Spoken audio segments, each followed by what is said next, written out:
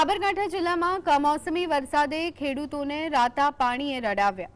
મગફળી, સોયાબીન, ડાંગર અને કપાસના પાકોને ભારે નુકસાન થયું તેવા પ્રાથમિક અહેવાલ છે।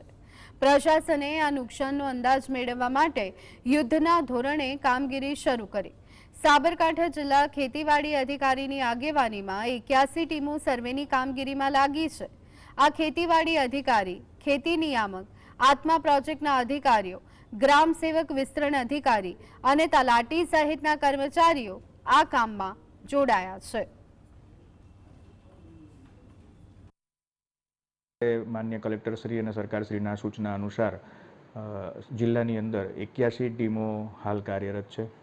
81 ટીમોની આ સર્વેની કામગીરી હાલ પૂરજોશમાં ચાલી રહી છે, જેમાં ગ્રામ સેવક, વિસ્તરણ અધિકારી મિત્રો, સાથોસાથ આત્મા વિભાગના કૃષિ સખી અને CRP સ્ટાફ મિત્રો, સાથે નાયબ ખેતી નિયામક વિસ્તરણની ખેતી મદદનીશની ટીમો સાથે સર્વેની કામગીરી હાલ